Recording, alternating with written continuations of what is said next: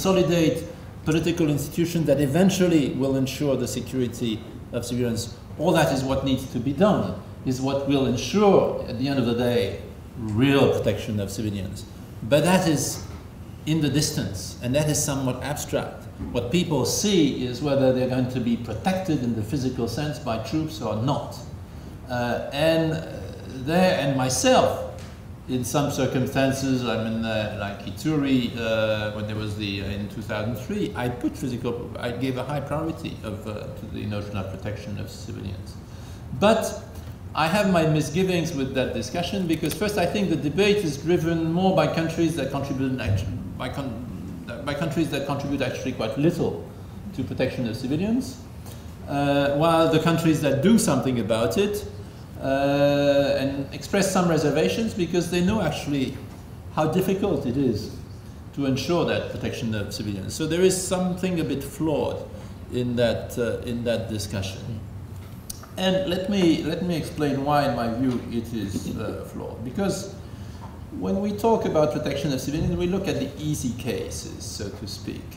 And the easy cases are when you have the resource to protect, you know, the patrol and some thugs who are doing something terrible, and the patrol, well, obviously has to do something about it, has to stop it. Or the other easy case is when you really, it's a threat that is way beyond your means. And so, yes, you won't be, I mean, it's a tragedy, but nobody questions the fact that, yes, there are things that are just beyond your means. But the real life situations, the hard cases, they are the intermediate situations.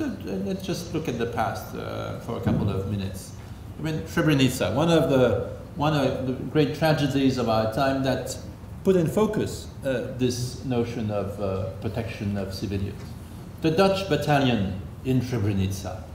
And I single out the Dutch battalion because they happen to have been, I mean, the unit that was there. But I think what the Dutch did at the time, I think, could apply to any troop contributor. So I'm not there, I mean, criticizing in particular the Netherlands and their force there.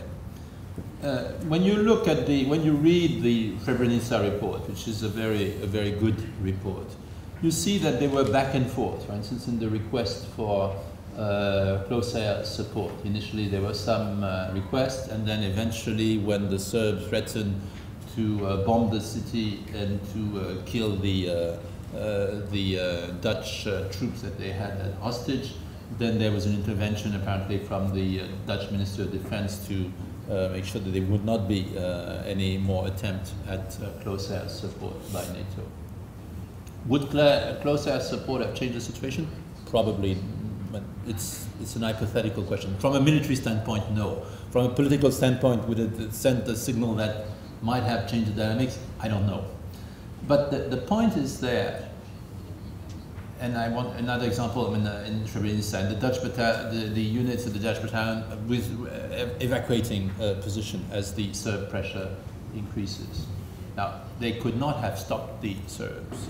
Now, if they stayed in the position, probably there would have been, there was one Dutch soldier, but he was killed by Bosniaks.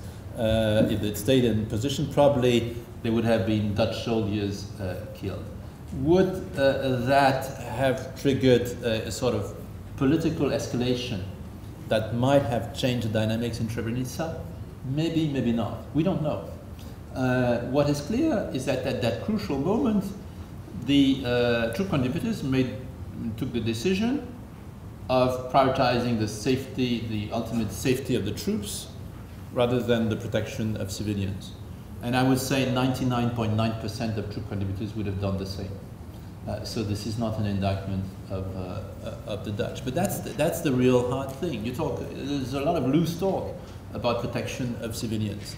At some point, when you have your back to the wall, do you have that political maneuver where you are prepared to sacrifice the life of some soldiers to raise in a dramatic way the political, I mean, that might at the political level change the dynamics, or you don't? That is the real question. You know, in Rwanda, when the Belgian paratroopers are killed, and the troops evacuate. And just the Ghanaian left behind. Do you raise the ante then, or do you ensure the protection of your expatriates by evacuating them and the protection of your troops by evacuating? These are the real serious issues. Those questions arise because if you are serious about protection of civilians, then you need much more force. I'm going to come to that. And the caveat that you have in Security Council resolution, within capacities in areas of deployment, it gives you legal protection. It's not a strategic directive.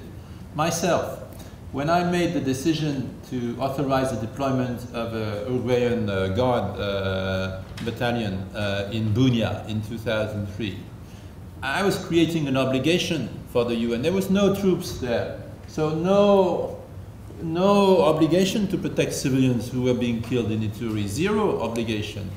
Now, there was a moral issue, and frankly, there was also a political issue, because it's fine from a legal, bureaucratic standpoint to say, oh, we're not deployed in Ituri, too bad, we have a mission in Congo, but it's not in that particular place, so people are dying. But that's not our business. That's, yeah, a bureaucrat can say that, but it's neither human nor politically astute. And so these protections that the Security Council puts in the resolutions, they are nice and elegant, but they don't address the fundamental dilemmas of a force that is not commensurate to the real task of protecting civilians. So let me quickly go through the operational and resource implications. The first, I'm already in it, is the quantitative issue. If you're talking about a robust force being able to protect civilians, you need force ratios that are of a different order of magnitude that peacekeeping missions have and will have. I'm not advocating. The counterinsurgency manual of the US Army mentions a ratio of 20-25 per 1,000. And I'm not saying there that peacekeeping is counterinsurgency. I'm saying that the manual takes the logic that the focus is to protect civilians, is to protect the population, not to defeat an enemy. And they say to protect civilians, you need a ratio of 20 to 1,000. Now, you can cut that ratio by half. You can say, oh, 20, well, okay, peacekeeping is it's so different from counterinsurgency. Let's put it at 10. Okay, let's put it at 10. Kivu, 10 million people. So, 100,000 troops? Yeah, that's the reality. I'm not advocating for 100,000 troops in the Kivus. I'm just saying, if you are serious in terms of physical protection, these are the kind of figures that you have to deal with. And so, look at I was in New York yesterday. So the police department in New York, I think it's roughly 35,000 police officers for the 8 million people of New York City. And New York City is not just is not recovering from conflict at the moment, as far as I know.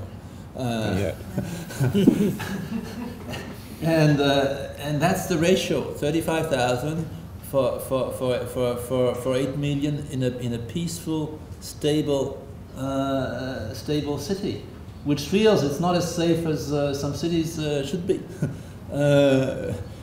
So this is the reality, and with a good infrastructure, a police car can go quickly from the police station to where a crime has been committed.